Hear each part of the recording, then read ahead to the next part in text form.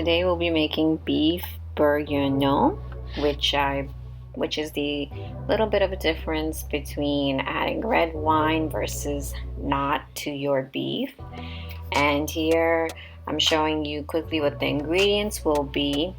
We're using whole fresh veggies, so it's really healthy, really nice and vibrant. If you want a good laugh, get your text-speech in your computer to pronounce beef bourguignon, which I'm sure I have a horrible French accent, so I apologize to all my French people. But first of all, make sure, step one always, wash your veggies and prep, cut everything up, put it aside. So here I have the onions, and I'm already crying. I mean, this is usual for me when I'm cutting onions. Then I always double or even triple the amount of garlic that any recipe will call for. I'm not following any recipe here. Still crying, by the way.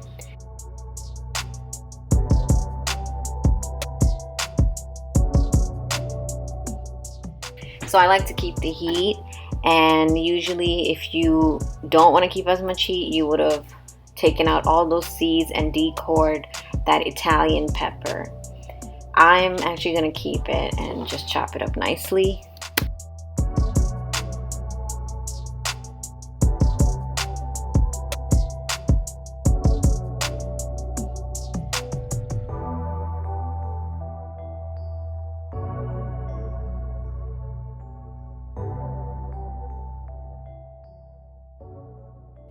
A great cooking pro tip is to just clean as you go. So you don't have a big mess at the end that you need to clean up. And here I did exactly that. So I'm gonna chop up my cilantro now.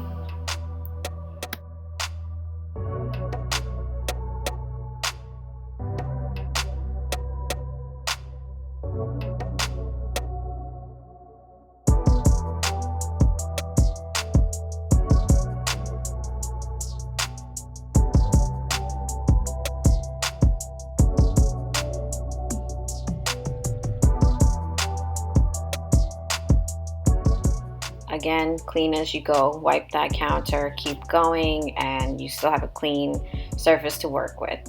Look at that beautiful red. I just love all the variety of colors we have in this recipe. A big running joke in my family is that I always choose the wrong size bowl to put food in. And as you can see here, I'm having a hard time fitting all the peppers, the cilantro, the tomatoes in that little tiny bowl that I decided to use. So here, in addition to the herbs and veggies, we're going to be adding a bay leaf, cumin powder, chili powder, salt, turmeric, and some freshly grounded black pepper in there as well. Always remember that you can adjust the seasonings to your taste, add a little bit more or take away as needed.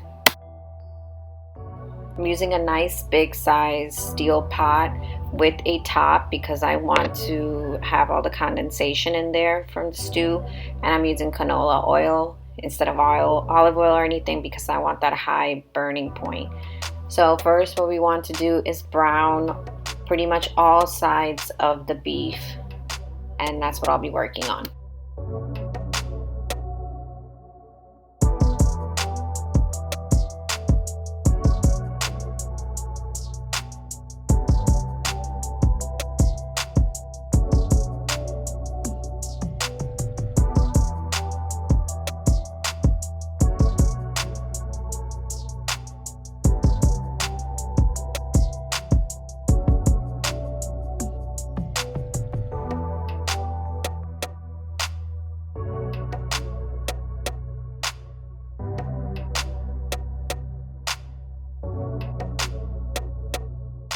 Once the beef has browned on pretty much all sides, I'm going to remove it from the pot, and we're going to start working on cooking the aromatics.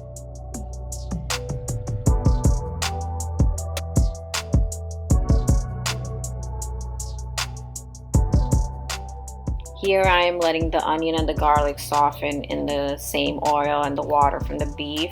It took about 5 to 7 minutes. So we put the beef back, added all the spices, and now all the vegetables. And you're gonna add about 2 cups of water or beef stock, whichever one you want. Just mix it up really well. If it gets too dry, you can add a little bit more water and just keep an eye on it. I'm also adding a quarter cup of dry red wine. So here's the beautiful medley about an hour later into the cooking process on simmer.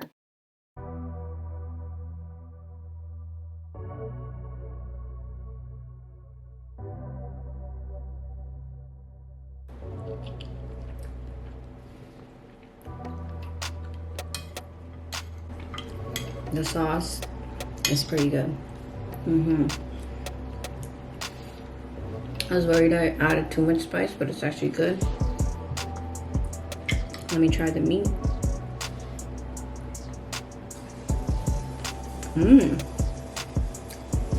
It was worth cooking in 3 hours. I feel like I could cook it for another hour and it would become even softer. So, full bite. The veggies. This is really homey. It's like a really nice thing to have in the fall, winter. And it's easy to make, but you just gotta give yourself several hours if you don't have a pressure cooker or you don't have a Dutch oven. Well, not a Dutch oven, a little Martha Stewart thing. I think it's called iron Dutch pot, that thing.